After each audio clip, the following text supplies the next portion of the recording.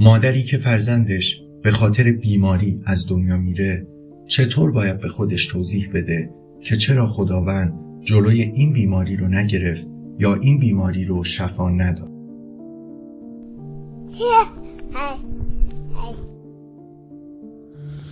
در فلسفه ادیان به این مسئله میگن مسئله شر.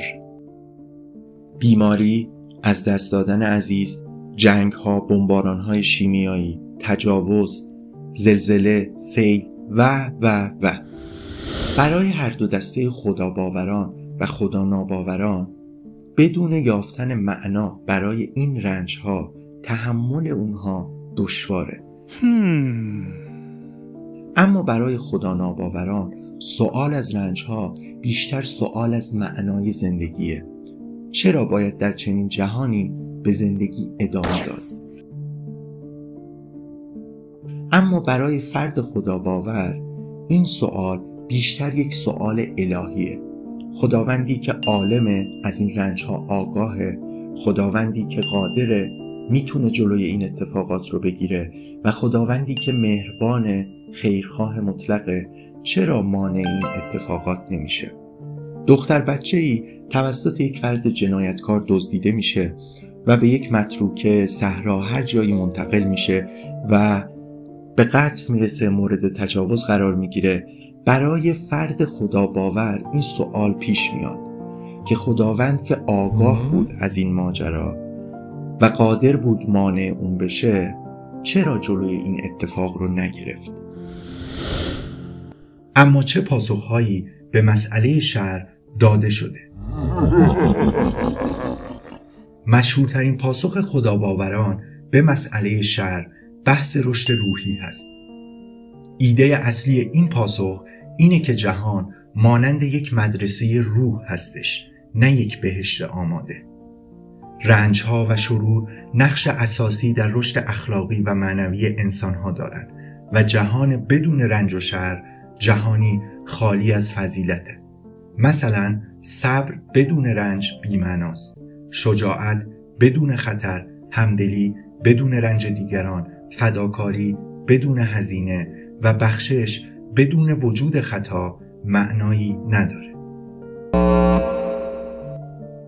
این پاسخ میگه رنج‌ها بخشی از برنامه خدا برای پرورش انسان هست و معمولاً با این نکته همراه میشه که اگر در دنیا رنج‌های غیر عادلانه‌ای هم رخ میده، جبران نهایی در جهان پس از مرگ انجام میشه. خدا خواستار درد نیست، بلکه درد ابزار پرورش روح انسانه.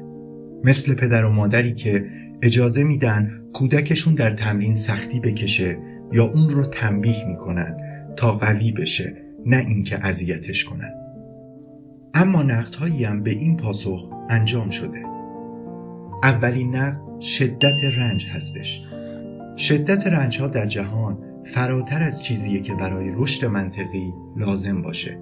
بیماری‌های دردناک و مرگاور کودکان، نسل‌کشی‌ها، شکنجه‌ها بیشتر غیر ضروری و غیر قابل توجیه‌اند تا قابل تحمل و لازمه رشد. نقد دوم میگه رنج همیشه باعث رشد انسان نمیشه.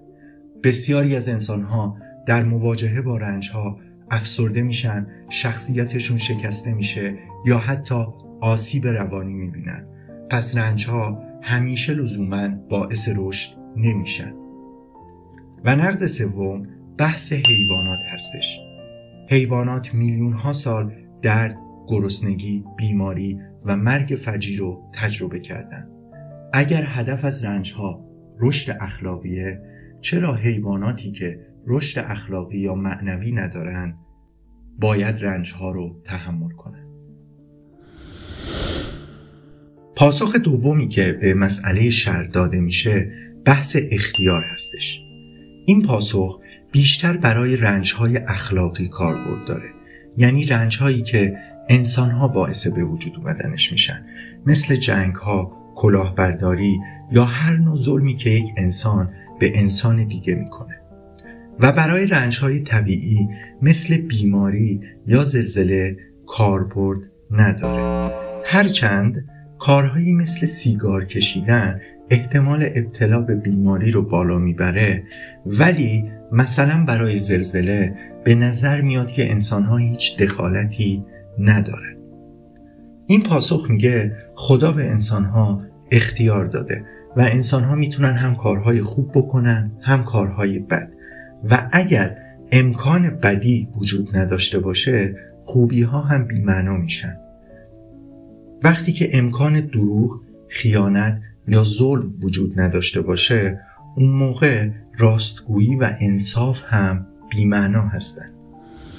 پاسخ‌های دیگه‌ای که به مسئله شر داده شده شامل امتحانات الهی که بیان میکنه خداوند گاهی با نعمت‌ها مثل قدرت و ثروت و گاهی با رنج‌ها مثل فقر و بیماری بندگان خودش رو امتحان میکنه.